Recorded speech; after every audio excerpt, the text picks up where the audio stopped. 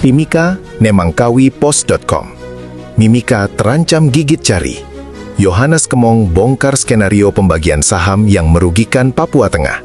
Wakil Ketua Komisi 1 DPR Papua Tengah, Yohanes Kemong, meminta Bupati Mimika agar pelaksanaan Rapat Umum Pemegang Saham (RUPS) divestasi saham 10% dilaksanakan di Kabupaten Mimika, Provinsi Papua Tengah, bukan di Jayapura, Provinsi Papua.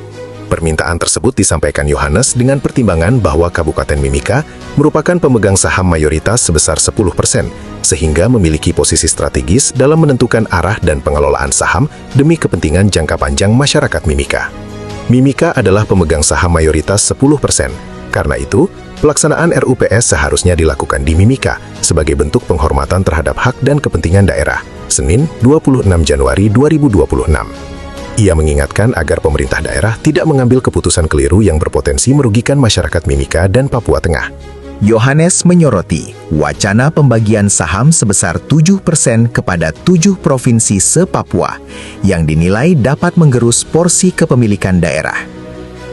Jika saham 7% dibagi ke 7 provinsi, maka Papua Tengah dan Kabupaten Mimika hanya akan mendapatkan sekitar 1% dari total 10%. Ini jelas merugikan masyarakat Mimika.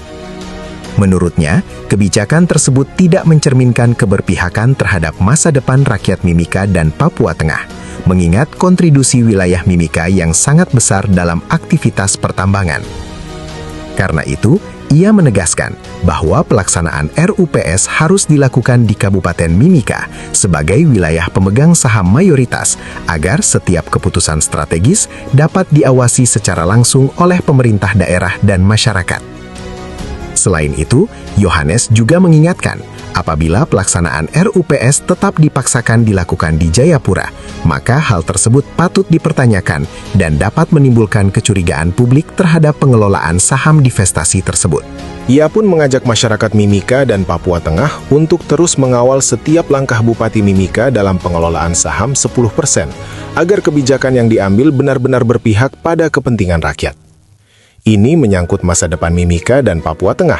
Rakyat harus ikut mengawasi agar tidak ada keputusan yang merugikan daerah.